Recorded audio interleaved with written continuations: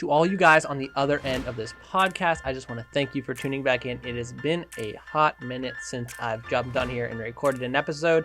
Took some time off for December because it was just really hard to get people lined up with my schedule, and I didn't want to have any of these podcasts just be low quality in the content being provided to you guys. So here we are, 2020, episode 15. 2020 is going to be a great year.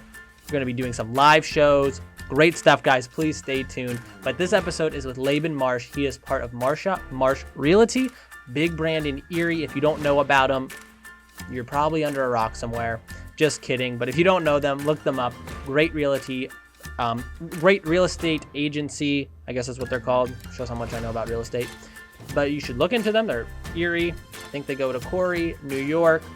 Great people. But what I really appreciated was the fact that they are a family business. And that's a big thing in Erie and all across the country, really, is how to run a business in those dynamics. So we do talk about that towards the end, as well as just intermittently throughout the podcast. We talk about real estate, their story on how Marsha Marsh became what it is today. So please, guys, stay tuned, enjoy this episode, and I look forward to seeing you sometime.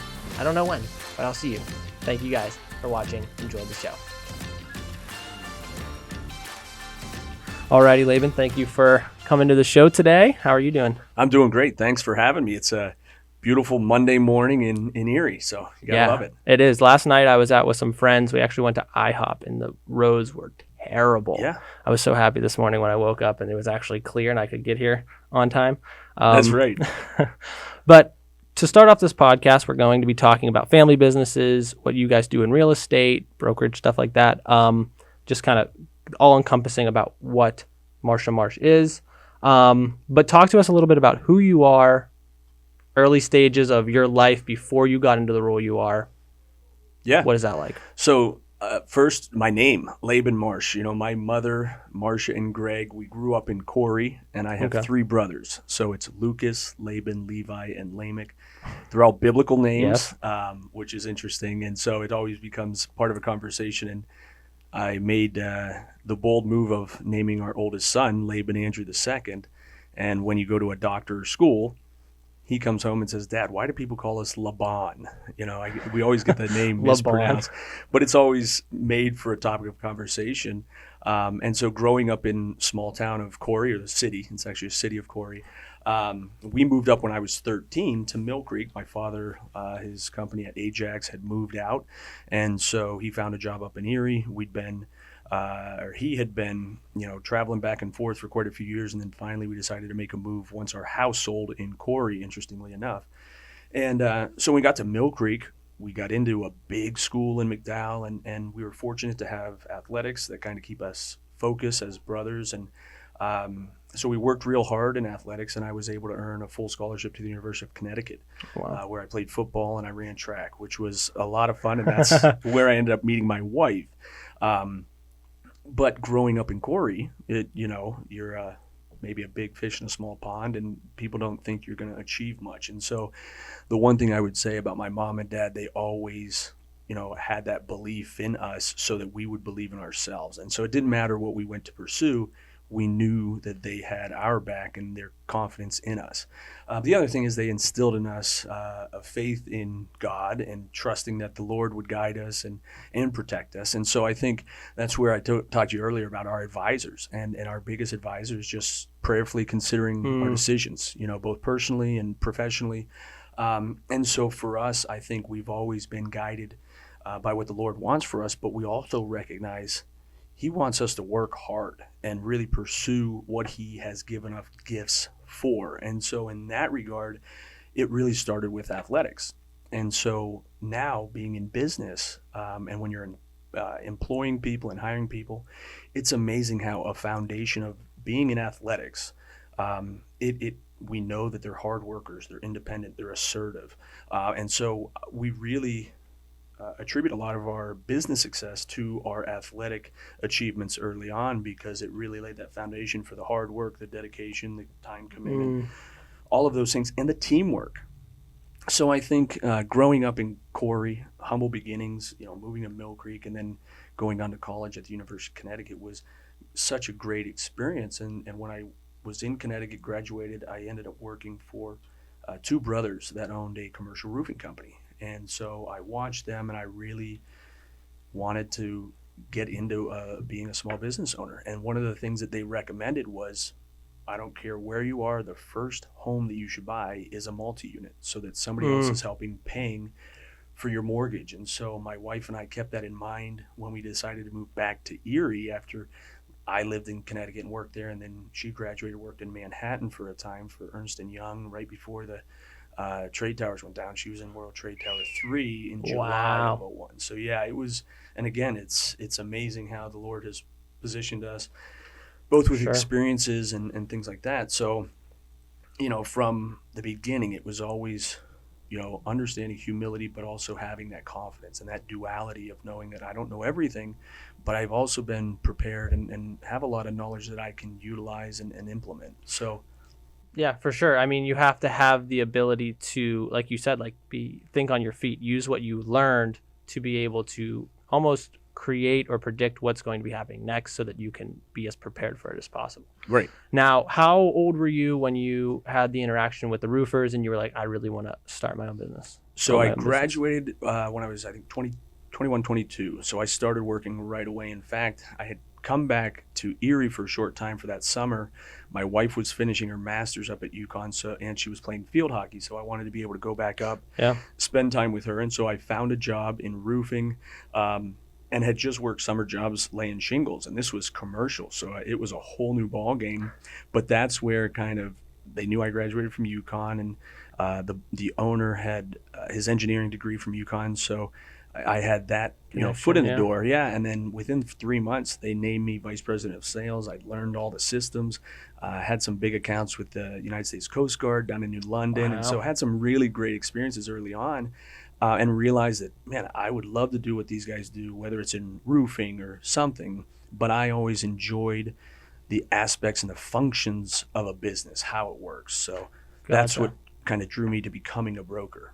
And before that, did you have any preset plans on what you wanted to do, or was it kind of like you're just open to whatever experiences come your way? No, my goal was to play football in the NFL. Okay. Which tends to get chuckles like that, right? Yeah. And I think that's where, again, going back to business, not to judge a book by its cover, but my statistics on paper had me as potentially a first or second round draft. Really? The problem was I had 8 concussions and 4 shoulder surgeries, and they do their due diligence on players and athletes, and I didn't even make it through my junior year of college football before I had to finish because of concussion. So I knew, even though I may have had the athletic ability, it just injuries impeded me from getting there. And yet I think in hindsight, I'm so thankful that I didn't go down that path, because I don't know how much more dangerous it could have been for me. And so although I didn't achieve that goal of what are you going to do? Well, I'm going to be an NFL player. What do you mean? I didn't have any other, I was just so focused on that. And I didn't really know. I didn't know what I was going to do. Yeah. Now, for me, when I was younger, that was actually my dream. I was like, I want to play in the, because I love playing football. And I mean, for me, the realization that you're never going to make it, Lewis, was a lot earlier than probably yours was. But so it was a little easier for me probably to take. But what was that like for you when you realized this isn't going to happen? How did you get through that? Well, I'll tell you, it was very tough, both because of suffering concussions can put you in a dark place. And it's something that I try to encourage young athletes these days to keep their options open. I was always a multi-sport athlete growing up and then in high school. I was very fortunate that when I was recruited to Connecticut, and maybe it was a mistake, but at the time when I was being recruited, I would ask schools if they would let me do both. University of North Carolina wanted me at both as an athlete in track and in football, but neither wanted me to do both. And so because I was on a full football scholarship, I had to convince Skip Holtz, who was my head coach, to let me run track. And so for 2 of my 4 years, I did do both. And so when football came to an end, my last game was at the University of Kentucky. The following Tuesday, I got my 8th concussion and had to pull the plug on my junior year after just 3 games. And so I had run track the previous year.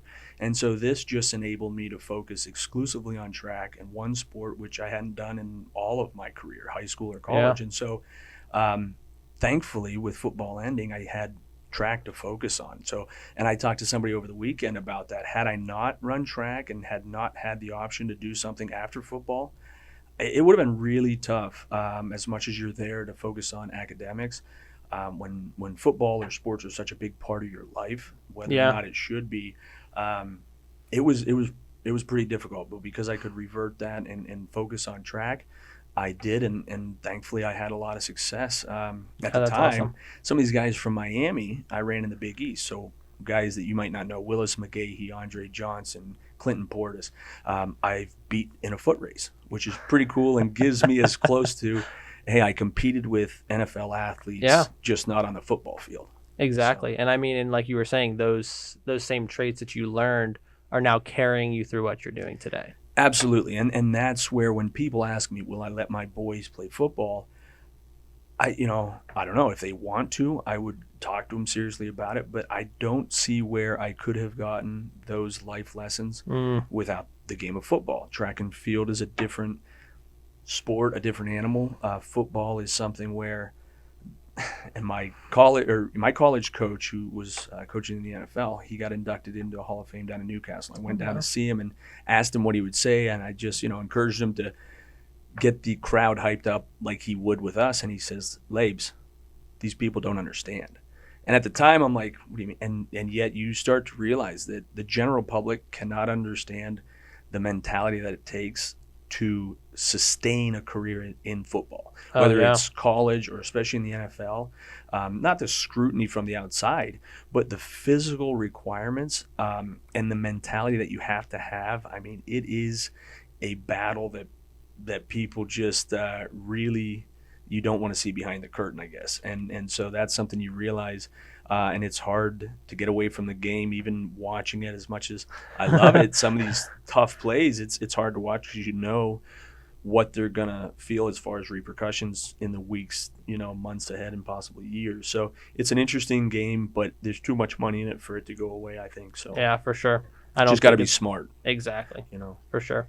Now, during this time of you doing the roofing, going to vice president of sales, it was your mother who started the real estate side of things, correct? She started. Where was that all in progress in terms of what you were doing? So interestingly, I was playing football in 1998 when my mother, who at the time was working for my uncle, her younger brother, who's still a dentist in town, and she wanted to come to, our games are on Saturdays. So she would like to leave Friday at noon to drive up the 8 hours to Connecticut and see me play. And well, even my uncle, he's got to run a business. And so to have his staff at the front desk leave early on a Friday wasn't ideal to him. Yeah. So she got to the point where she says, you know what? I don't care if it's my brother or who it is. Nobody's going to tell me what to do going forward. So she got a real estate license in 1998, and she just hit the ground running. Wow. She'd known so many people from working that front desk, being in our church and having the congregation to support her. She just started to go. And so she'd tell me when I was up in school, I love real estate. I'm really getting it going. And it's like, okay, well, that's great. Well, then I'd come home and I'd see people like, oh man, your mom sold me my house and she's incredible. So I'd start hearing this when I got home, and it's like, wow, she's really killing it. And then my younger brother Levi graduated high school, decided not to go on to college, got a job at UPS late night, and then he got his license to sell real estate as soon as he was 18. So when I moved home in 2003, they had been working together for 4 or 5 years and had really established a nice network of clientele. So much that, in Connecticut, my mom's like, just come home, work with me and your brother, and we'll have a blast. And so things went awry up in Connecticut, and I said, I'm just going to move home and see how things go. And it ended up working out great. But when I got my license, and part of Pennsylvania law, you have to be a salesperson for 3 years with so many sales and credentials to be able to qualify to take your broker's license. Okay. So luckily, I started pursuing that immediately when I came home. No intentions of owning or starting a business. I just wanted that further education on the broker side. Gotcha. And so that was 2003 and until through 2006, we were with Coldwell Banker. And as I would sit and look at the gross revenue and then what our take home was, you look at it and it's like, man, I'm pretty sure that, we can maybe do this on our own. And one of the things that we did that I credit my mom I mean, she's brilliant as far as business goes, but she immediately got into coaching, and not coaching Oh, with somebody wow. locally, but coaching nationally. In fact, our most recent coach is out of Canada. And so, again, going back to having advisors and the Proverbs, they give you 31. You can read one each day, and you'd be amazed at how much it'll help you in life Exactly. and business. Um, but we learned to be coached. And one of the things we learned immediately is to get systems in place. And that's for any business. Have systems in place and then have people running those systems. And so we learned a lot. And all of our coaches, when we go to these conferences, are like, what are you doing? You are generating so much revenue and taking home, such little for what you're doing. Can't you do this on your own? And so they started, and I mean, as you can imagine, switching jobs is one thing, but then to start up your own business, Yeah. go off on your own and spread your wings hoping you can fly, let alone soar. But we did that with the confidence of our advisors and being humble enough to know that we don't know everything. We do know Erie's market. And so when our coaches said, well, what would it be to lease a building versus buy? And they looked at our market and said, just buy a building. And so we did that in '07 up on Upper Peach Street. And now that company's portfolio has 8 properties, 4 offices, brick and mortar, a piece of land, and then 3 other rental buildings in that portfolio. And so had we not purchased our building and just leased it, we wouldn't have any equity to leverage into the other acquisitions. And so thankfully our advisors didn't just say, well, lease and see how you do. Yeah. It's like, hey, you guys have to do this. And that's the other thing. It's one thing to want to start your own business, but when you need to, then you just go, you have to, So For sure. So we decided actually in '06 to leave Coldwell Banker, and we were courted by a local entrepreneur in Tom Kennedy, who had established a commercial division through Prudential, a national brand, and he wanted us to come on and really boost his residential side. And so we came on, and within the first 6 months, I think Tom realized that the residential side just wasn't his niche. And so that's when we had a good conversation, and he just said, hey, you guys can do whatever you want. I'll support you. And so Tom actually carried us for the first 3 months as our broker of record until I was able to go sit for the test and pass it, because while we were at Coldwell Banker and I was establishing all those broker's credits, driving to Cranberry and everything every day, I was building up the brokerage credits. But I thought, okay, we're going with Tom Kennedy. I don't need to take my test. I don't need my broker's license. And then when that started to change, I had to get real quick about that. Get back on that. Yeah. So interestingly, in April of '08, so we officially started January 31st of '08. We were approved by the state of Pennsylvania and started doing business as Marsha Marsh Real Estate. And then I was inducted in the first class of McDowell's Hall of Fame for athletics on April 18th, I think it was, of '08. My wife went into labor that night at midnight. Oh my gosh. She ended up having our daughter Mackenzie on the 22nd of April, and my broker's license was approved on April 23rd of '08. So being inducted in McDowell's Hall of Fame, having our first child, and then getting my broker's license made for an exciting April in 2008, which seems, especially having a child to carry that timeline, it's crazy to know that we survived and we've actually thrived in the business when so many people didn't think we would. And to that point, just like athletics, in order to win, the only people that need to believe are the ones in the locker room. And so from our perspective, we knew there was a lot of outside noise, people that didn't necessarily want to see us succeed, but we just believed in each other. And then it's interesting, we don't recruit agents. We have had agents who have kind of been attracted to what we're doing. They'll sit down with us. Some of them decide to come over. Some don't. Some we invite to come over. Some we don't. And so it's been something where our focus is on minding our own business, knowing what we do well, trying to do that well, serving others, and then working with what comes from that, the ancillary growth that you get from people just watching what you're doing and wanting to be a part of that. Yeah, it's like the old thing, like if you do a good job, things will work out for you. Yeah. It's like that's still tried and true in business. And it's true financially too. Earl Nightingale, you can't expect, heat from a fire without adding wood. And that's where we go back to, we'll have people that they need to pray about a decision. Okay, but you still need to take action and make a decision because we have our guiding lights and things that you kind of have to establish, crossing T's and dotting I's to make decisions. But at the end of the day, you do have to make decisions, and then understanding that there's consequences with that, hopefully good. But even if they're bad, you learn from it. And so I think that's one thing you learn in business is sometimes you don't have the chance to sit and ponder. You have to make a decision. And going back to the critical thinking side of things, you have to also live with those decisions. And so I think luckily we don't have too many regrets because we feel we're doing what's right and honestly living by the golden rule of, okay, we were agents once. What would we have wanted out of our broker, out of the owner? And a lot of times, quite honestly, things that we've done in our business are contrary to how we were treated because of that. We do things differently because we feel like, well, we weren't treated that way, and we want to respect that and know that 15 years ago when we were asking these same things, now people are asking it of us, and we need to be open-minded and understanding of that and at least be respectful of it because, again, my mom always said it doesn't hurt to ask. All they can say is no. Yeah. But when there's enough audacity coming from the person asking the question, feel bold enough and good about your decision to have that same audacious response and feel good about it, not feel taken advantage of or something like that. Exactly. Now, when you guys switched over, it was just you, your brother, and your mother working at that point? Yeah. So my father is now licensed. I think my dad may have been licensed because a lot of the things in order to do tasks involved with real estate, you have to have a real estate license. And so my dad has never sold a single property in his entire time.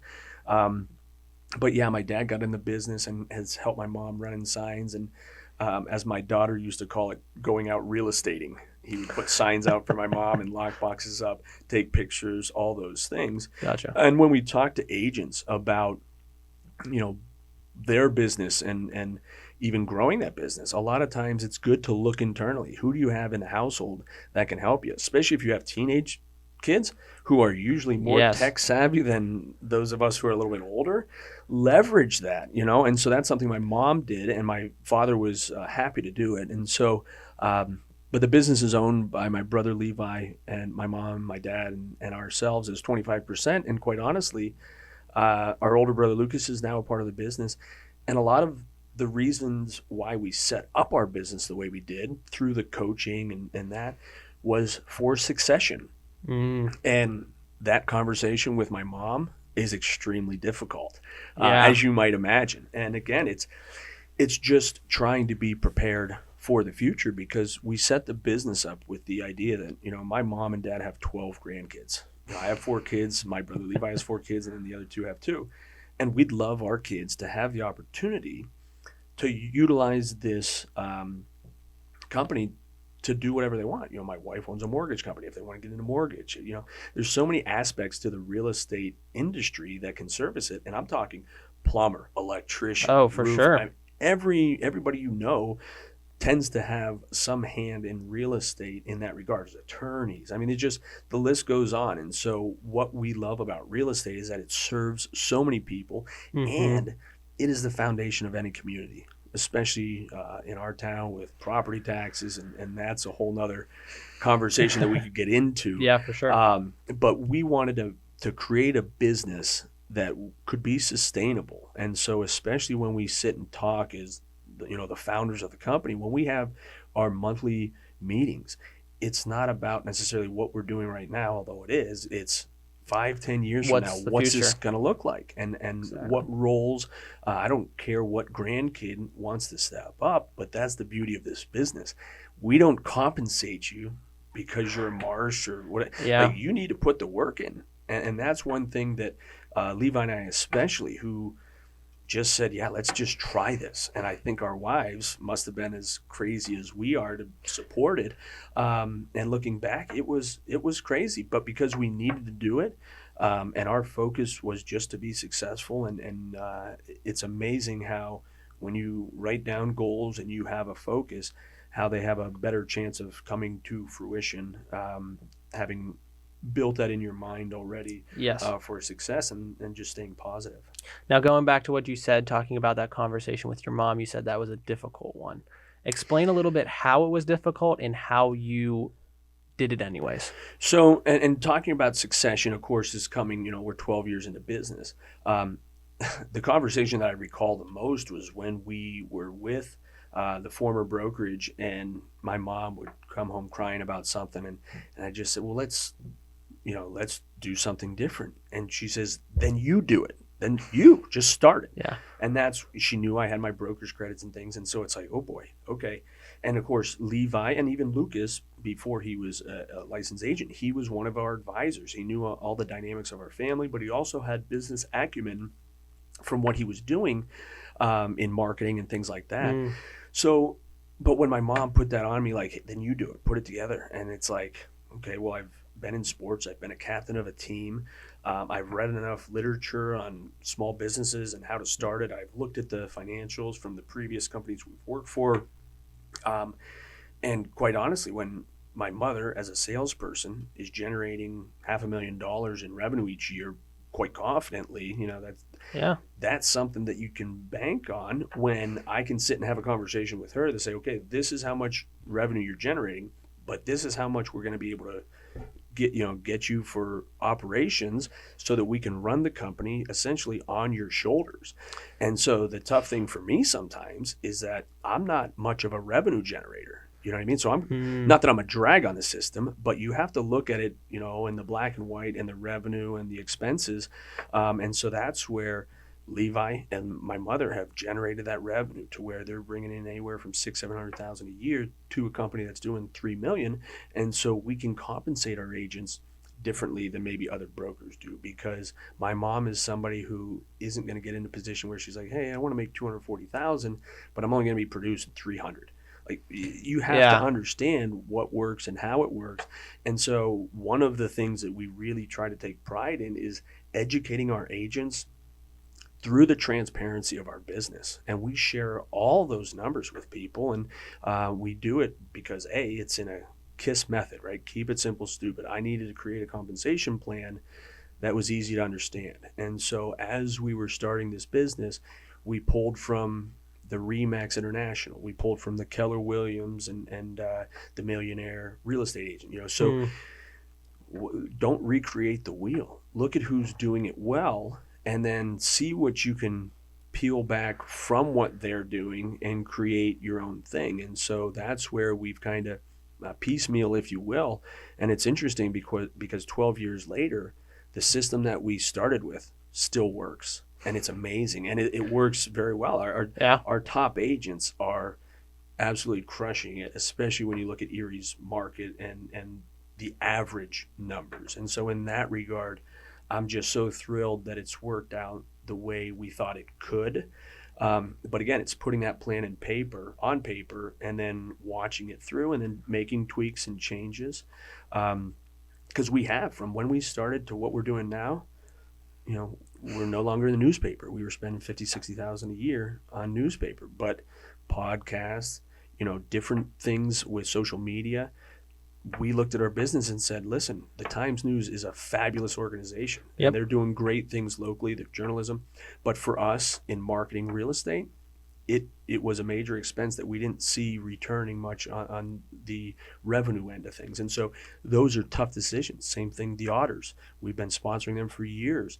And we decided that, we need to refocus and shift. So we're focused more on McDowell Athletics and some things that have what seem like a more tangible opportunity and a direct effect on the communities. And so what's enjoyable in our position is to be able to make those decisions now, where we really didn't have the opportunity as salespeople because of revenue and expenditures, marketing, things like that. So we recognize anything that we do for marketing is doing it for all of our agents as well. And so it's been fun to watch it grow. Now, and there's kind of a few things that I want to unpack from all of that. But when you're talking about having those difficult conversations, for you, I think it happens in all businesses where whether it's your family business and it's like, hey, I need to talk to this relative who's just not really performing well, or whether it's like, telling the Otters, hey, we're not really going to be spending as much with, like, how do you prepare yourself for those situations, because you have to have them? Yeah, I think honestly, we end each meeting with a prayer. And again, I think that the Lord has always guided us, whether he puts the right people or the right opportunities at the right time. But the difficult conversations, even with the vendors who, listen, we love the Otters. We want to see them successful. But they also have to respect the fact that we as a small business are trying to sustain ourselves just like they are. Yes. I've had conversations with Pat Howard in regards to the Times News and small businesses and when they have to close up. And I said, Pat, what's interesting is that you control the media. So when you guys send the production to Butler or send the marketing to Texas, you don't have to tell anybody about that, But when we shut down a branch, it's on the front page. Yep. And he admitted, that is something where, and they've done a great job of bringing in the community now by Gatehouse and things like that. And I serve on the Reader Advisory Committee board, so I appreciate them inviting me in and valuing my opinion, of which I'd always give them. And I've talked to them about the different things and our decisions. But I think the biggest thing in all of this is how involved with the community that we are. And we were when we were salespeople, but when you own a company, especially a locally owned company, it is vital to be engaged with the community, be relevant amongst the community, and be seen. I ran for office 2 years ago, and it was interesting because people are like, oh, you're showing up now to this event because you're running for office. It's like, no, I've been here the last 10 years.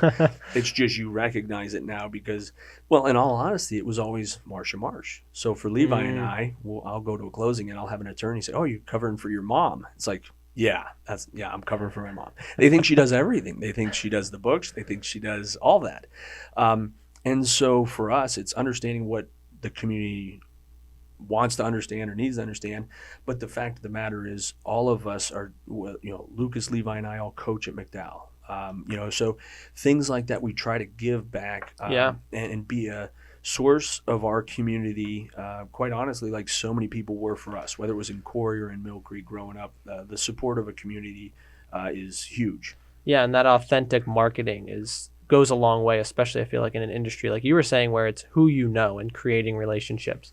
What would you say in just real estate in general in Erie would be the ways you're looking to market other than like just showing up at events? What are some ways that you're doing that for yourself and your agents to help go forward? Yeah, wow, that's an interesting question too, because I think as you become established, and that was part of with the newspaper decision, we felt like we had established a presence to where if we're not in the paper, people aren't going to think we closed down necessarily. Yeah. And so initially it was almost like, well, let's create a conversation. Like, what happened to them? Why did they do this? And so I think those are the types of things where as a business, you want to stay, top of mind. And when we talk to our agents, we want them to understand the difference in marketing between top of mind awareness and actual lead generation production. Yes. And the difference of that. So I think our role, we feel as a family, is to keep that top of mind awareness. And then for agents that are more assertive and want to direct what they're doing for marketing, that might pull more lead generation. I mean, we get into things like Zillow and all these national brands, but at the local level, when agents feel like, I don't have much going on, go to Lowe's, go out and get in the public and see people. You are not going to generate business sitting in the office. My brother Levi, when we were with Coldwell Banker, told our managers, he says, I don't see you in the office very much. And Levi says, yeah, everybody in there has an agent. It's like, so it doesn't necessarily do you any good. I know the phone will ring in there and all that, but you need to be out in the community talking to people, because that's where it's amazing how I'll be at an event and somebody will talk to me, hey, you got to talk to my buddy. They want to list their home. And the next day you're out doing that. So after this, I'm going out to the Peak and Peak. I've got 2 condos to show because I'm licensed in New York State also. So Gotcha. There's opportunities. Pennsylvania has reciprocity with New York State. 5 of our 50 agents are licensed in New York. Why? I don't know. I don't know why 4 to 5 of the other agents aren't. There's more continuing ed. And so there's certain things where people don't necessarily understand. There is so much more that you can do and pursue. And yet we have found, and it's similar to the pole vault. You have to be assertive. There's no pole vaulter that's there because mom and dad want him to pole vault. You have to want to pole vault. You know what I mean? That's true. And even in training, because I know you've talked about training before, people will ask us, well, what do you do for training? And you ask somebody that's getting shot out of a cannon, how do you practice getting shot out of a cannon? Yeah.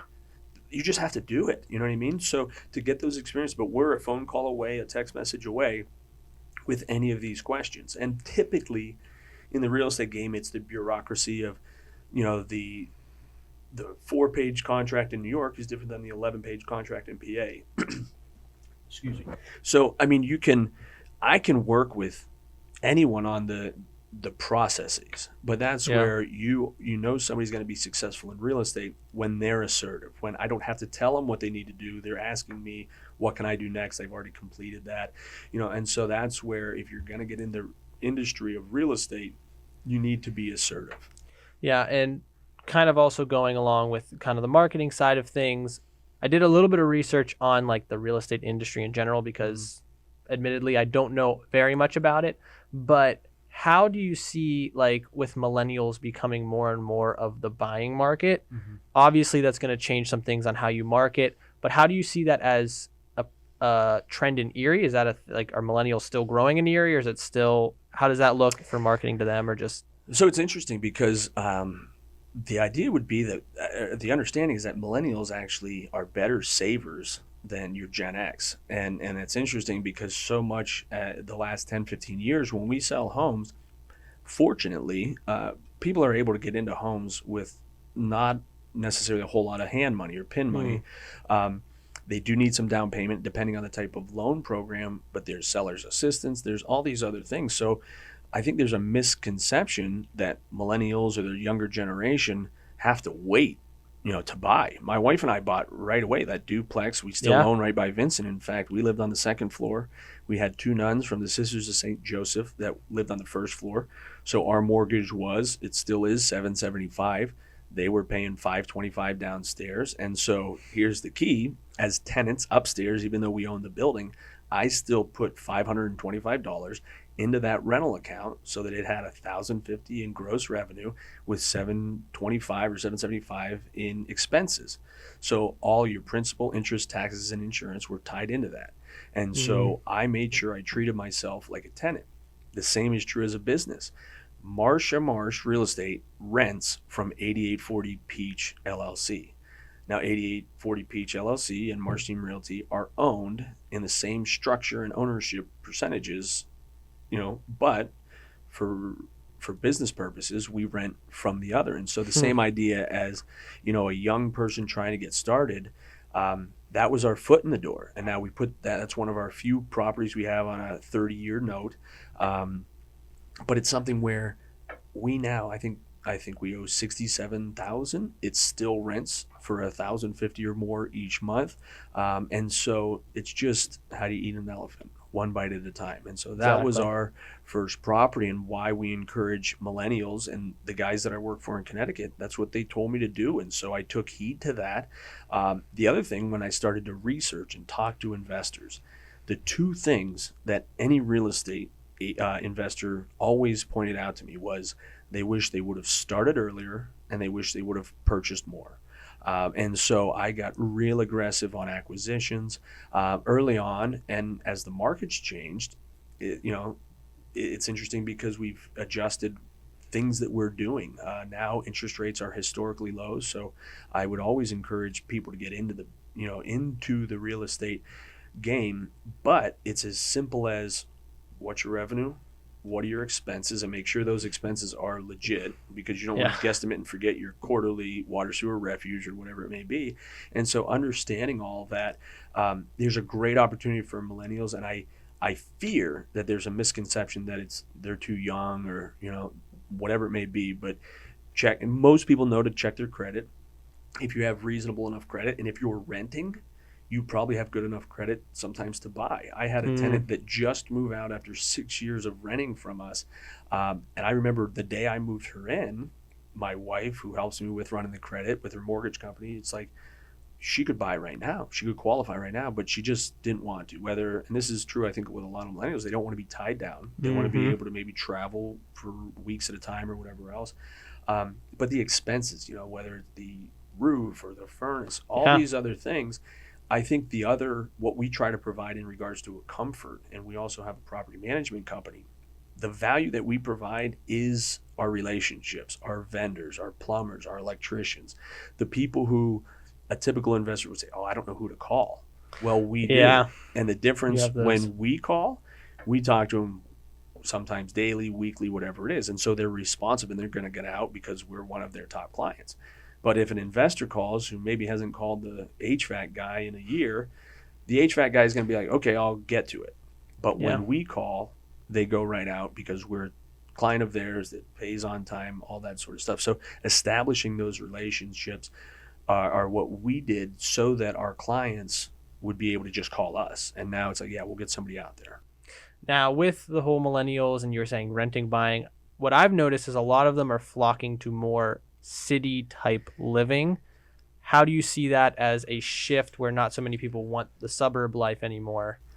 It's interesting because unfortunately, most people from Erie realize that Erie is at least a decade behind. Yeah. I think when you saw the 12th and Peach Street development go up from Pittsburgh, it had the best of intentions, but it was actually too late, and then it was not priced appropriately for the market. I think we're starting to see some of these bigger investors, developers, the EDDC, these different groups who realize and recognize that opportunity. And my fear would only be that we're going to miss it again, because with Erie Insurance and all these companies bringing in, especially younger people, they do want to live in the city. And unfortunately, the housing isn't available. You have Level Place, you have Mercantile Building. There's a couple places. The other challenge and the elephant in the city is its taxes. Is it, the school taxes, the city taxes.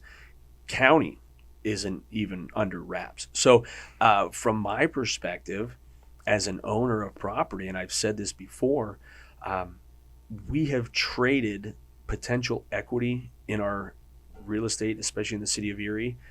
We've traded it for the ever-increasing expenses of taxes. So when you look through a decade of tax roll on a single property, you might have been paying $2,400 a year in taxes, and that's now $3,500 to $3,600, and we're talking $120,000 house in the city. And so when you move to Mill Creek or Summit, that $120,000 house in the city with $4,000 in taxes, all people really look at is what's their monthly expense, right? So if I can buy a bigger home with lower taxes, but my payment's the same, I'm probably going to move to the bigger home with lower taxes and keep my payment the same versus smaller house in the city with higher taxes. I mean, people like their write-off, but come on, I think that's, and the other challenge would be, I don't know when we're going to level it out. I'm a big fan of LRTA and TIF and all these other acronyms that kind of can layer and build development. You got down on the Bayfront, and when I spoke on LRTA down in the city, I said, if you would look at the last 10 years of the Bayfront tax revenue, it's zero. All right. So if you let LRTA get going, and it should start going here, and you now have fully developed Bayfront 10 years from now without receiving any tax revenue for the next 10 years, but 10 years from now, it's fully developed, and now you can hit them with hundreds of thousands or millions of tax revenue that will be there for the foreseeable future. Yeah. Let's do that. And so I think we're at a time right now where it's starting to grow. And I heard somebody else say, well, some of these guys, I think they might be late to the game. And I said, listen, if you start to know that it's a good time to buy, you are late. Right? Yeah. The guys that get in on the ground floor, which your EDDCs, and you got to have deep pockets to do that, it's really hard to compete. And then when you try to go big down there, you're probably late if the general public knows it's a good time. You know? So riding that wave, the good thing, Erie's market is very safe. We don't see the bottom drop out. You're not going to get the major spikes in the rise of appreciation. Gotcha. But it's steady, and our assets of the water, of the proximity to Ohio and New York, Canada, there's so many great things for Erie, and I think what we do have is the right people in place that are starting to bring some momentum, and so that's exciting, especially for real estate in Erie. I mean, I always and I feel a requirement to kind of watch these entities who use our tax dollars and making sure they're appropriately using them, which is tough to do. Yeah. But I mean, there has to be more stewardship. There has to be, people caring, because a lot of the problems we're having are from administrations long ago. And nobody's really turned the tide. And so I feel like we do have a lot of momentum going in Erie. But I also think young people are how we're going to get there. For sure. Yeah. So, and honestly, for me, I'm 41 now. When we started the business, I was 28. So we now have these 26, 27, 28-year-old agents in our office. And that's where when they have ideas, we have to listen. Oh, yeah. I'm foolish not to, because they are on the cusp of, the next big thing. And so what we feel we can do as a family is empower these young people to go and make major impacts in their community all throughout Erie County. And so we're really excited about the young people, and we'd love to see more young people get into the real estate business, but it's tough because it's commission based. And again, the nice thing is there's no glass ceiling. I've got women making over $200,000 in Erie's market. There's not many women in Erie doing that. And so now, I can't guarantee you're going to do that in 2020. Exactly. But like we said before, if you put in the work, the results will come. You can't worry about, the results. You have to work, what you do day to day. So now, how do you vet who you bring on as an agent? So again, I go back to, they usually approach us, and they typically approach my mother because she is the top salesperson. Her name is on the sign, as she likes to say. But it's amazing how certain questions, they'll ask things, and so we'll be very frank with them, explain to them the difficulties, explain to them the turnover rate of real estate agents. And so you can get a feeling intuitively how successful they might be, but until you see what they do, you won't know. So the people who are there when you drive by at 9 o'clock at night and their car's there and they're working, they're going to have a little better chance. We have a gentleman, our top agent right now, got into the business 3 years ago. And this guy hustles. Yeah, I mean, and I'm telling you, Max Rankin is his name. So he came into the business as a very humble guy, just wanting to understand the business. He got plugged in with my mother, sat in her passenger seat, white knuckled because she drives like a wild woman. But he sat and he listened. And then he worked his sphere of influence, and it's amazing. He has done such amazing thing in just 3 years. So when somebody comes and says, well, I don't know anything about the business, or, well, do you work hard? Are you assertive? Do you, have that motivation? Anybody can be successful. So I could sit and pick a few out. It's kind of like in athletics. You can kind of see who has that athletic ability, but you don't necessarily know their drive until you actually see them when no one's watching. Yeah, that's a good point. And now, if an agent isn't doing so well, does that affect the bigger business? Or is it kind of like if you don't do well, you're just the only one not benefiting from it? So we structured our business in such a way that it would not affect us. Okay. All right. So I should say, like, we don't rely as a business on the production of our agents. Gotcha. We don't charge a monthly desk fee. The way we compensate is as you produce, we split that until you get to a certain production level, and then we let you flourish a little bit. Because part of that was the psychology of, I don't want to stress somebody out that if they don't have anything pending October, November, December, and you've got Thanksgiving and Christmas, I don't need you stressing through those last 3 months. You just didn't get to your goal to where you can get a higher level of compensation. Gotcha. And so when we set the business up, and there are other brokers that have a monthly fee that whether you produce or not, you're paying. We didn't want to do that. And again, so we set it up in a way that it kind of mitigates the risk for the agents. And I've had agents say, well, how long will it take me to get paid? Well, it just depends. If you plug yourself in, I mean, most transactions take 45 to 60 days. Yeah. And that's from the time they write a contract. You might have to show them homes for 3 months, right? Mm-hmm. And so trying to just be upfront with them about that. But one thing that my mother, we've talked about, we have what they call part-time agents. They might have a full-time job. They're a teacher, but they want to do it in the summer. We've never gotten rid of somebody because they didn't produce. Okay. They tend to just get out of the business when they're not producing enough. And again, whether it's one spouse, has more income than the other, and they're doing real estate because they want to get into it but don't need the revenue. There's any number of reasons, and as long as we as the family and then the agent, we have a clear understanding and expectations. We encourage you to get your license and be able to utilize that to benefit you and your clients and things like that. No, yeah, I mean, because it seems like it's been going pretty good as far as not having too much problem, like someone bringing a bad name to your Marsha Marsh kind of idea. So that seems like it was pretty good so far, correct? Or? Yeah, I mean, we have had instances where some agents, they just, so what happens is within the company, you start to hear, people will talk. When you start to hear anything negative outside those four walls, that's when you have to have a conversation. Yeah. And because going back to our sphere of influence, our vendors and our attorneys, when we have vendors coming to us saying, hey, I heard this agent, what's going on? It's like, okay, well, we'll nip this in the bud and just be done with it. So there have been a couple instances where, again, I go back to having, if someone has the audacity to ask something that is outside of what we know is within our parameters of doing business, we have to be willing to sit them down and just say that it's not how we work.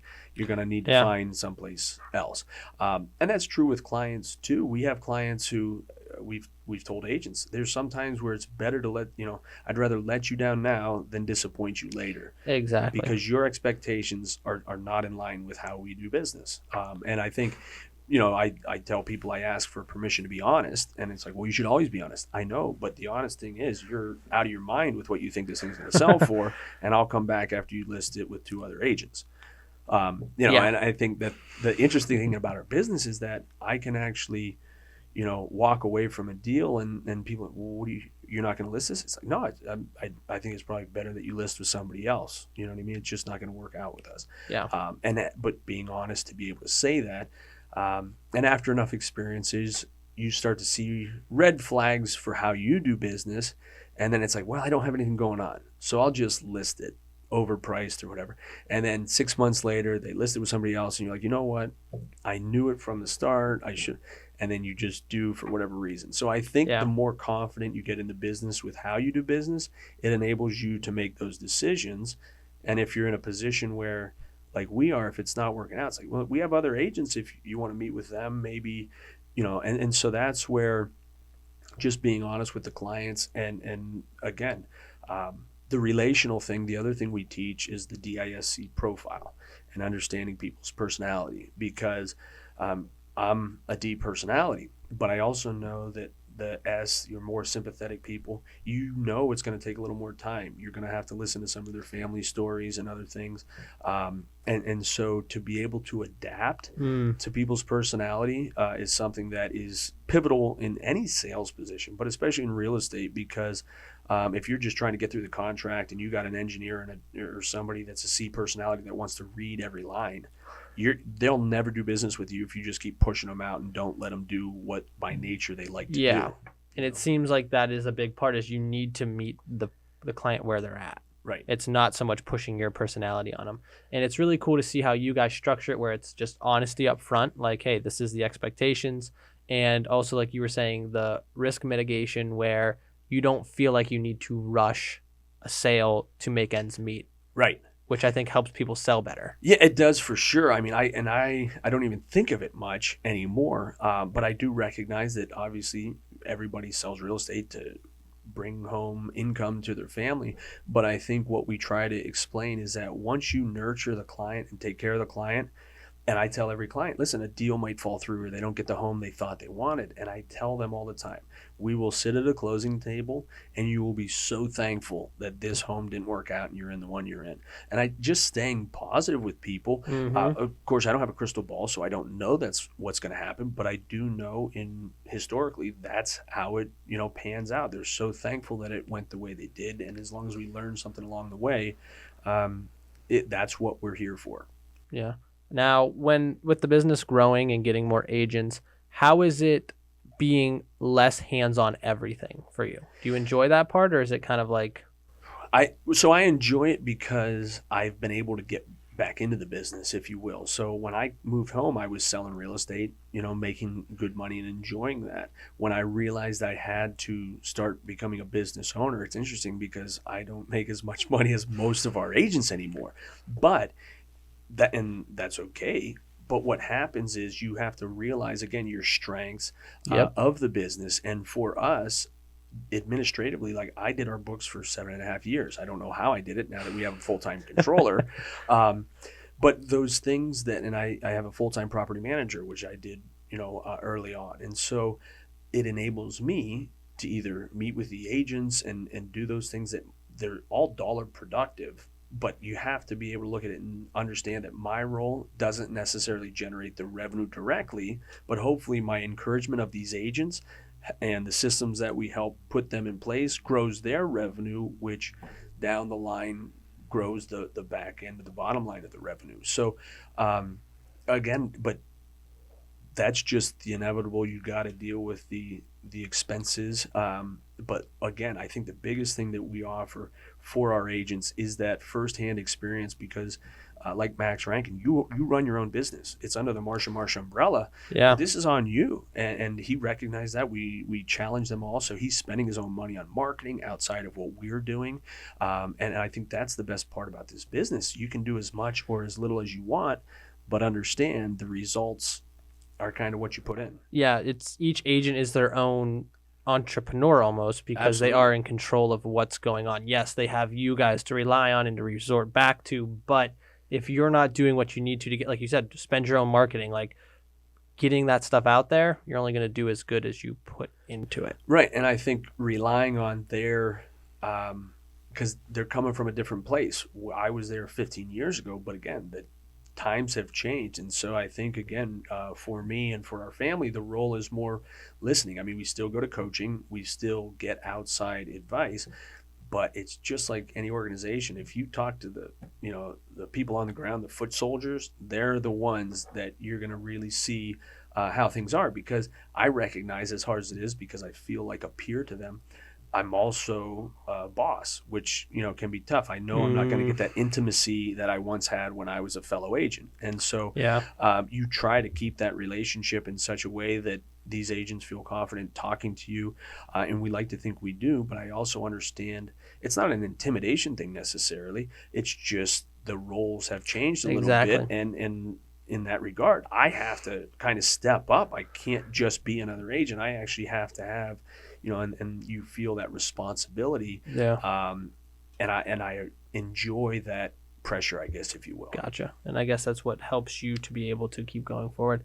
Now, kind of switching on to the family dynamics of it all. There's a lot of problems that can come up with disagreements and fights. And usually when you get in a fight with a family member, it can be probably hard to get, maybe even a little bit harder to get through than maybe with just a business partner because you have so much outside tied into it. So how have you guys been doing it for the past, how many years? Like 12 years? Yeah. I mean, honestly, I think I go back to just knowing that our ultimate service is to the Lord. Okay. And so I think that it just can't be taken lightly because and we've had heated conversations. My brother and I make my mother feel very uncomfortable at times. And yet at the end of the day, we pull back, and my father's usually one that restrains us.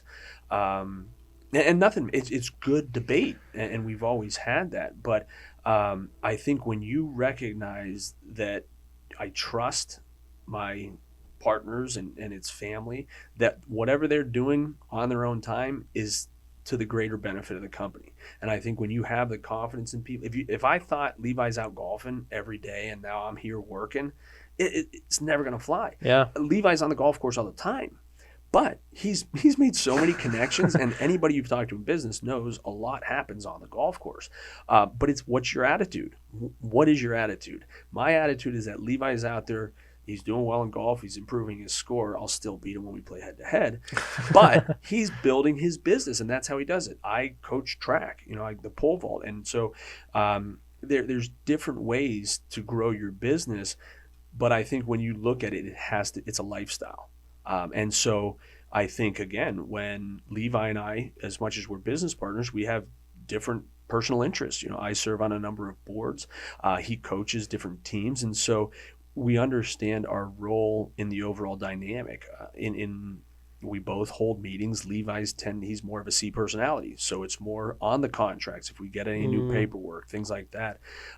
Whereas I have a degree in psychology. So mine is more building up and encouraging. We play Robert Kiyosaki's cash flow game once a quarter. And that's all about, you think it's just a game. And I actually give away about $1,500 each quarter when we play it, because I wanted to play this game. My brother Lucas and I were the only ones who would do it.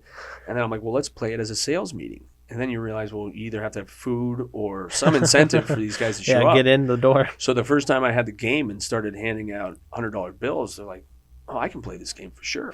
But then what happened after a few years of doing it, 7 of our agents became investors by buying real estate, and what we feel it was attributed to understanding this board game that teaches you about a balance sheet and profit and loss and understanding all these things. So as much as Levi's like, well, you have meetings to give away money, people are going to come to your meetings. It's like, but and Max has said, I'd rather be working. It's like, but not only is it team building, I'm doing this because if you follow the steps of this game and now you go home and you know what your expenses are and you know what your revenue is, you're going to be in a lot better shape. So it's not just playing a game. It's, again, putting yourself in those life opportunities or to really use an experience and grow yourself personally.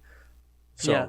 As long as you know that everybody on the team is doing it for the benefit of the team, it makes it a lot easier to come away from hard conversations or big blow-ups that may come about. Yeah. But you're talking about like children, grandchildren coming in.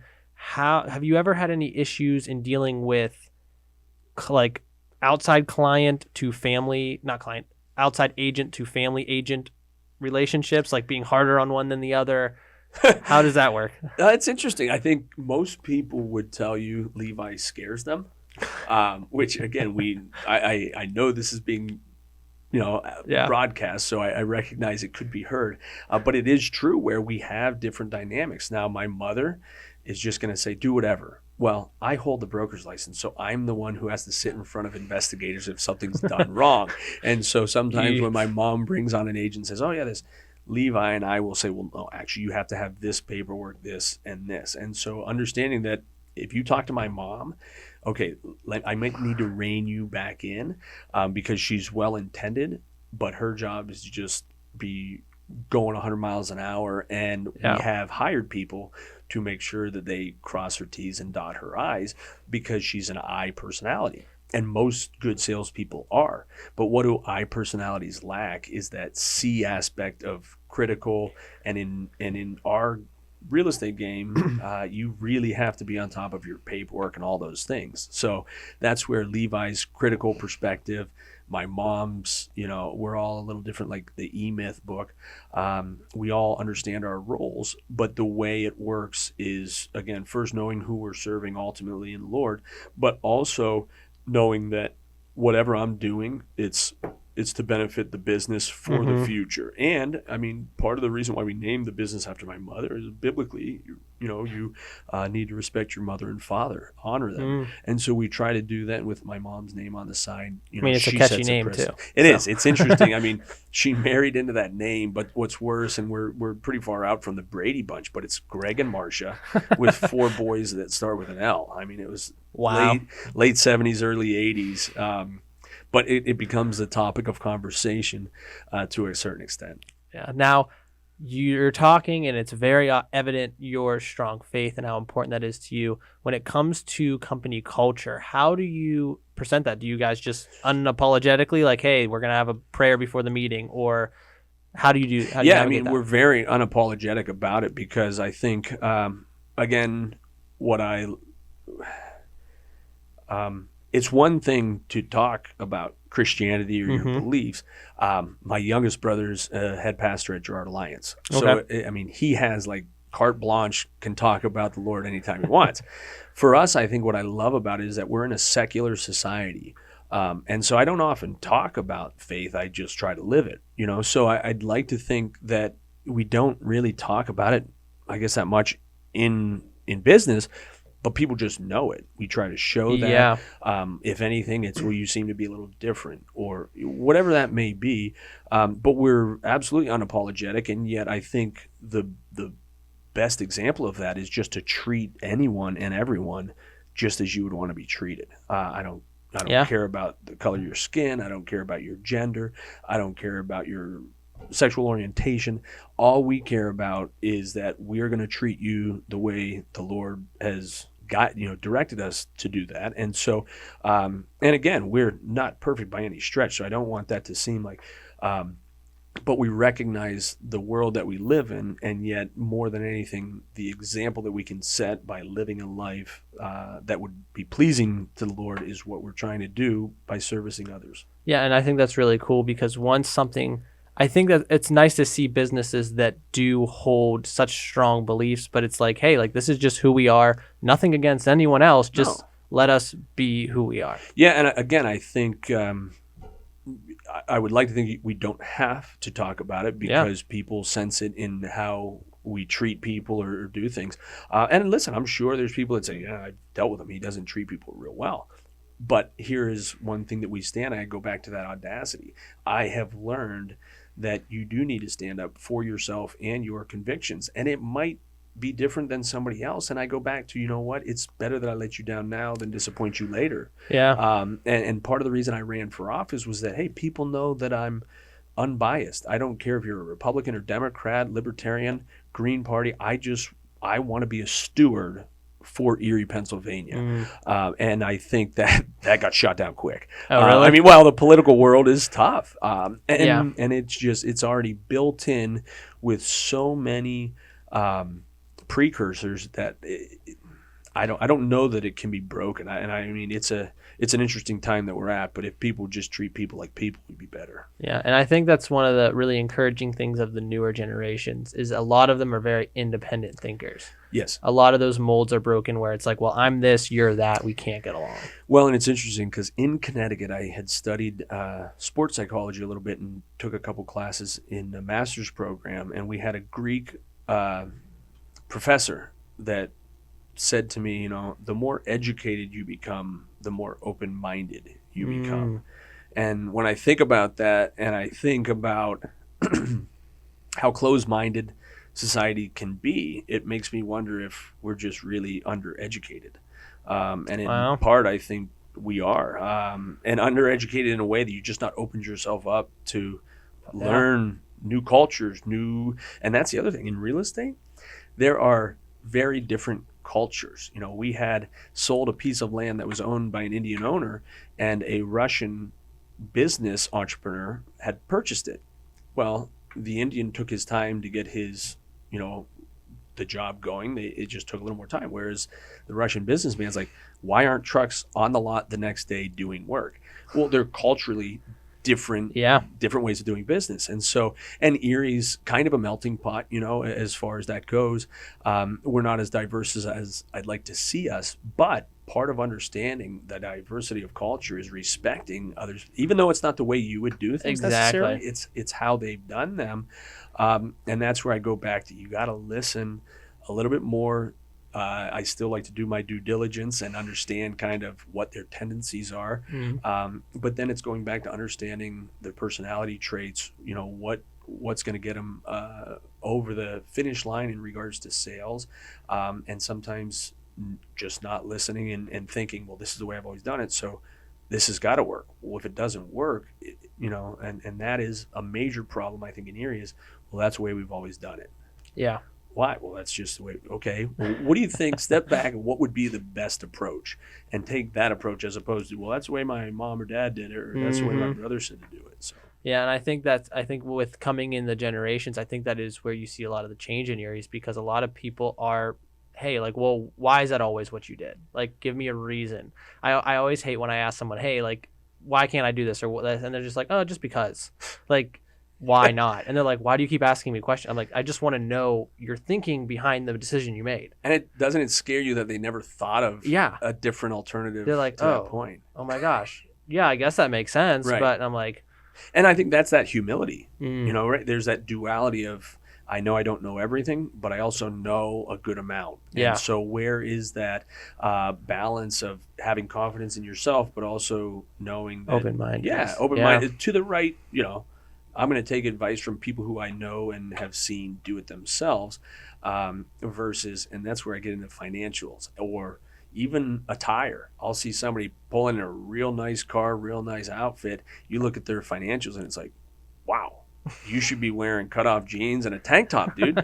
This is not, and so I think what matters to you. And I think for me, you start to realize in business that at the end of the day, when you need something financially, or the bank's going to say, well, I need your personal financial statement, I need the P&L, and I need the balance sheet of the company. So if you don't know any of those are, that's a good place to start as far as, hey, whether you like it or not, your financial outfit or fashion design should replicate how you look or should look better than your physical appearance. And I think that's where when you stop judging people, that's when the sales really happen, because I've seen guys pull up in pickup trucks that own a farm. They don't look like they own much, and yet their portfolio is deeper than you could ever imagine. And when you ask them, do you need financing or will you be paying cash? I've had some people say, seriously, people pay cash for $250,000? It's like, yeah, some do. They don't like debt. They're debt averse. So it just depends on, what are you looking to do? What are you looking to aspire to? The other thing we tell our agents and people is buy things that grow, not things for show. And I think, again, whether it's cars or homes, and that Thomas Stanley's Millionaire Next Door, the most popular vehicle for wealthy people, I think, is an F-150 or a Jeep Grand Cherokee. Really? It's not the Lamborghinis and all that, because, and most of the time when you're like, well, how did they get there? Well, they got there because they didn't buy Lamborghinis, and they worked it, and they made their money work for them. And that is the other side of real estate that I love. It can be leveraged appropriately. And when I talk to financial guys, they get frustrated with real estate guys because it's like, well, all the real estate investors just invest in real estate. Well, that's not true. I have a pretty diverse portfolio. But if I want to buy $1,000 in stock, how much do I need to give you? $1,000. I can buy a $100,000 house with $20,000. You know what I mean? So the leverageability is what makes real estate a different vehicle to wealth building than the financial aspect. Yeah. And like you were saying before, there's a quote I heard from a guy who said, if you ever want to buy the company Porsche, it starts by never actually buying a Porsche.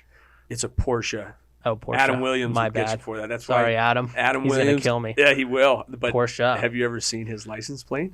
No. 2 syllables. I have never seen his license. It's 2 syllables, and it's on his Porsche.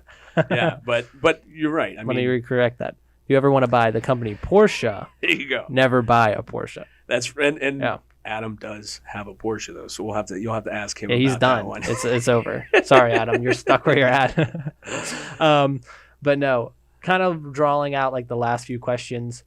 Family businesses, it seems they either go two ways. They either do very well, like you look at Samsung, Volkswagen, Walmart, or they crash and burn.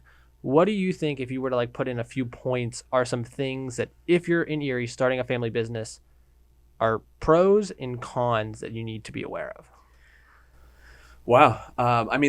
And from my perspective, the pros of a family business are that you know your partners intimately, good, bad, and indifferent, and you'd like to think that you can trust them implicitly. I think the challenge is that life happens and things change. And so the biggest thing to avoid disaster would be communication. And that's true with almost any relationship. And so for us, it was, when we would start to falter, it was before we started having the first Monday of every month be a meeting. Now, I'm here, so we're not having our monthly meetings, but that's okay. No, you're good. But it's just being consistent and having those difficult conversations where, a year ago, my mother tore Achilles tendon. And so from September to December, she was not able to negotiate stairs, all these different things that led to, well, in real estate, if you're not doing out showing homes September through December, your January to March is going to look very different than if you were. And so those are the types of things where we might have to tighten down the belt. And so from a small business, and I think almost most businesses that go out, it's because of financials. And so what I tend to see is, and from our perspective, we started right when the recession hit. So there was no tightening of the belt. Like we were choked of circulation before we even got started. So it was easy because although I worked for nothing, for a number of months building the thing, to the point where my wife's like, listen, you're not selling anything and you're doing all this for the company. So you need to talk to your family about income and getting some revenue. And that was a tough conversation, but it had to be had. And as time goes on, those are the most difficult conversations. Like, hey, I'm doing this and I know I'm not bringing in revenue, but I need compensated, those are the things that I think tend to, terminate businesses where somebody thinks they deserve more than what they actually do, maybe. And I don't know how you establish one's income, if that's amongst the general market, if your industry, whatever it may be. But I think the easiest way to sustain a business is, let the executives bare minimum, at least until the business is running, and then hire good tax professionals to say, okay, what can we do to make this make more sense? I mean, company vehicles, whatever it may be, whereby you're trimming down what Uncle Sam gets in the most responsible way possible.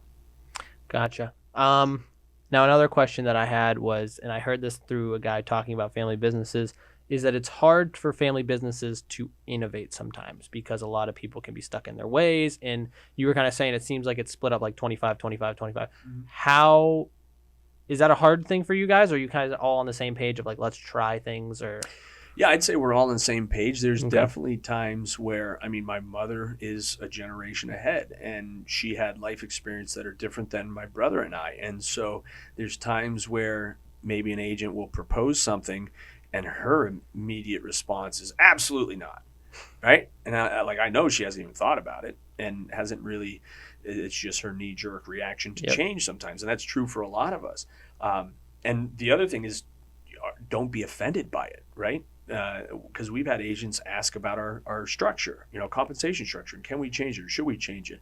And listen, those are conversations that need to be had, because if you as an owner don't recognize that as a challenge that should sharpen you, you're going to get dolled out real quick. Yeah.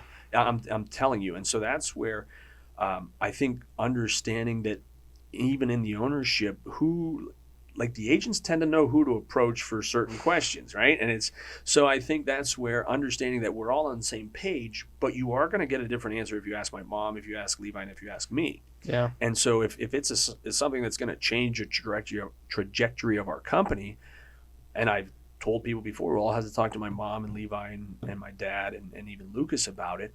But if it makes sense, we'll definitely be open to it, because the worst thing that you can do is close it off and never know what that opportunity would have provided. So I think just being on the same page and understanding what the ultimate goal is, which is sustainability.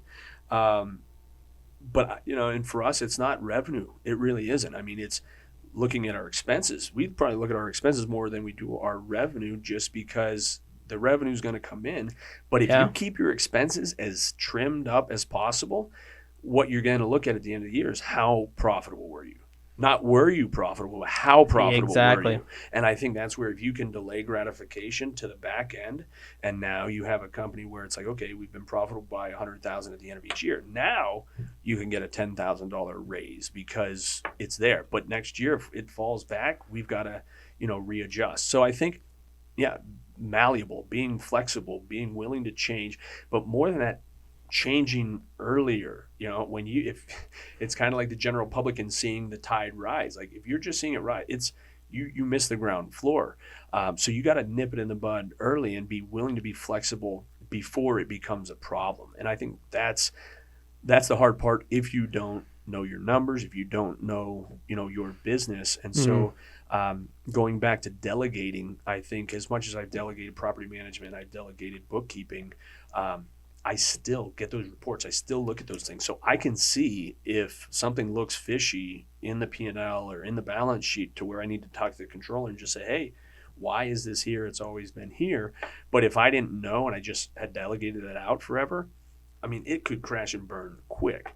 So you start to see kind of precursors and then make those adjustments. So yeah, and I think a lot of family businesses, it really, like you're saying, comes down to having hard conversations up front about who you like. If you can identify and be comfortable to say, hey, you're more of this type of personality, let's know that going into it, rather than like everybody, oh, we all know that Levi's like this, but let's just not tell him. Like, usually that'll end into more of a problem than being like, hey, this is your tendency. This is how we're going to use that in the role of this company. Yeah, so one of the best books that I read as we were starting was Jim Collins' Good to Great. And he took a lot of flack because after the recession, a lot of those companies got hammered. But the best point that I took from that was, the people on the bus, right? You got to get the right people on the bus and then get them in the right seat. And if somebody's on the bus that shouldn't be on the bus at all, there's no seat, get them off the bus. Quickly. But if you know somebody is just such a great personality, but they're not fitting here, and you need them on the bus, you find a seat for them. And guess what? Sometimes you have to create a new seat for them. They're that imperative to that business. And so there's a lot of things that you can pull from, whether it's books or whatever else. But again, I think just the being flexible especially in the changing of our marketplace. And for us, it's usually we see it coming because we're coached throughout the country and we see other markets taking hits. But I will tell you one thing, Erie, PA is different than anywhere else. And so as much as we would listen to coaches and they'd make recommendations, we know our market so well that we know what will and will not work.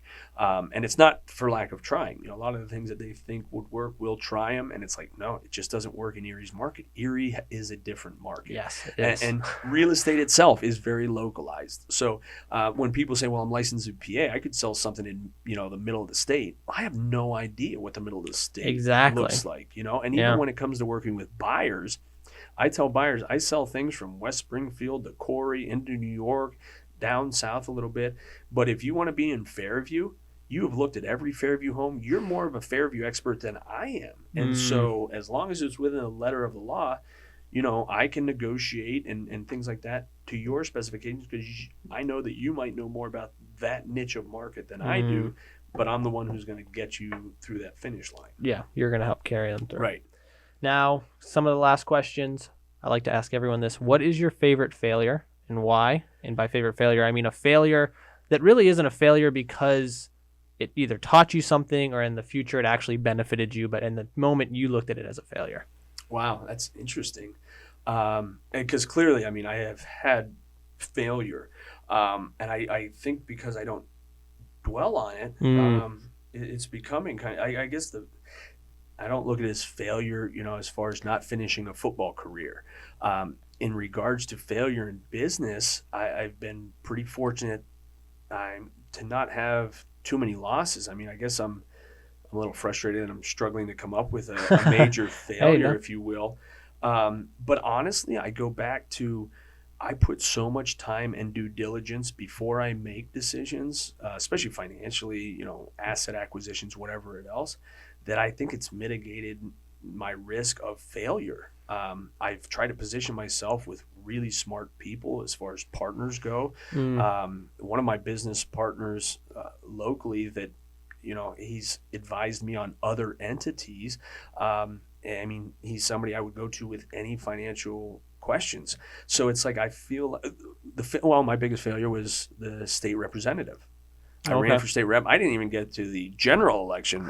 And somebody said, well, if you lose in the primary, it's like, listen, if I lose in the primary, I won't even have a chance in the general. So what the heck do I want to, just squeak by or whatever. So that was probably my biggest failure. And not that it was for a lack of due diligence. It was just something where, it just didn't work out. Yeah. And I think for me, and I've talked to agents about it, the rocking chair methodology, which is if I'm 80 sitting in a rocking chair and I'm telling you stories, I want to tell you stories of things that I did, not things I wish I would have done. And so for me, it was like I've always been intrigued by politics, locally, but also it was a role that as state rep, I thought I could take some of Erie down to Harrisburg and make an impact. And so it made me pay closer attention to politics. And that's where I say, although it was a failure in the realm of politics, I learned so much. I exposed my own name more than just my mother. So people were kind of intrigued by what was my story versus just being Marsha's son, one of the 4 boys. And so it was a failure that gave me confidence in public speaking, in critical thinking, in public debate. So it was a failure, but man, it was successful in that I did it. Like I never would have thought I would have run for anything. It was enjoyable, and yet it was frightening in that you kind of see behind the curtain as to what goes on. And I'm not a big fan of politics in that regard. I mean, even at a local level, let alone the national. I mean, it's if we would just love people, it'd be a lot better. Yeah, and the reason why I asked that question, it was from a conversation I had with Adam Williams, is the idea of what failure is, especially in Erie. I think there's a long way to go on that. And I like actually your beginning answer where you were like, I don't really dwell on it. Right. And I think that's big for people, especially because like in Erie, I think if you fail at something, it's hard to like get it past you almost. People will hold you to that failure. Yeah. But it's cool to see you're like, you know what? Yeah, I failed. I took it as what it was, but I didn't sit on it. I don't have like this list of failures like, oh, which one do you want? Like, well, and I think part of that comes from being a defensive back. Listen, I got beat deep. And if you don't get back up the next play and you just hang your head, you're going to look. If you dwell on that. Oh, it's terrible. So I think that's where, and in college, I was exposed to a sports psychologist. And this is University of Connecticut. I mean, we won men's national championships in basketball, women's teams still ranked number 1. And this guy would just say, listen, forget the UCs, the uncontrollables. Yeah. Like, if there's nothing you can do, don't worry about it. Don't dwell on it. There's literally, it's out of your hands. Whether you're waiting for somebody else's decision, don't stress about it. There's nothing you can do. If it's beyond your control, let it go. And so, again, I think I took heed to that in where, I worry about what I control. It's another reason why I don't gamble on sports. I have no control over that. There's no way I'm putting my hard-earned money on sports when either a ref can make a call or an athlete can do something. I want to have control of what I'm doing. Yeah. Awesome. Now to wrap it up, what are some things you want to bring attention to? Like, say everybody in Erie was listening to this podcast, which one day they probably will be. Oh yeah. But what would you want to plug? How can people get in contact with you? This is just kind of like the last little bit for you to just kind of lay out what you want. Okay. Well, so I can be reached anywhere at any of our offices. People know how to get a hold of me. The other thing I tell my clients, and I would tell you sitting here, I haven't even looked at my phone for an hour. I don't know what it is. It's been an hour 30. Okay. Yeah. So what happens is somebody tries to get a hold of me and I don't get back to them right away, probably because I'm focused on what I'm doing at the time. You know what I mean? And so I started doing that with clients and explaining that, right? That little disclosure, I don't often answer my phone, but if you shoot me a text or an email, I'll get back to you as quick as I can. And then I'm with them, right? And then they realize that he's with. And I need to. So after a couple years of doing that, it's like, hey, I don't have to answer my phone ever. And now the new iPhone 11 gives you the request, hey, if you don't recognize the number, we won't even ring your phone. So now I don't even get, unless you're in my contacts. And if you are in my contacts, you are in my contacts. Now, I still might not be able to answer my phone, but my sphere, my clients, my agents, they know that. And so as you are in business, letting people know that, giving that preface. And so I can be reached, and I want to do more business in real estate. What I really enjoy is growing businesses and helping businesses. Most of the time, if a business is leasing, I want to help you find a building that you can work and grow out of. And so I would love to talk to anybody about my experiences in real estate, or even with athletics and getting kids prepared for college. I have a passion to see Erie be successful. And one of the things I've said at the Times News was, we need to be more encouraging. Like, I would love to have a big encouraging Erie, just encouraging Erie. And that's where, to Adam's point, not only that, but when you're successful, People don't always want to say, "Hey, great job!" Yeah. Like it's whether it's an envy thing or whatever else, and so that's the other thing. We like to celebrate the successes not only of our agents but of other businesses. I mean, we love to champion local businesses and shout it from the rooftop, become raving fans, if you will, because we know that we want to create raving fans of our business, and in order to do that, you have to be a raving fan of others too. You can't just, "Hey, could you like my page?" Okay, well, you haven't even liked mine. There's a reciprocity to life in general. And so you get out, or you get back what you put out. And that's where I say, the more love you can put out, the more love you're going to get. The more hard work you put out, the more hard work you're going to get from others. But if your employees see you out on the golf course and sipping Mai Tais, they have a harder time really grinding it. And they let Levi golf because they know I'm working. I usually tell people I'm the brother who works. Oh, nice. But no, it's a lifestyle thing, and we're always, kind of working it and networking and understanding people's needs.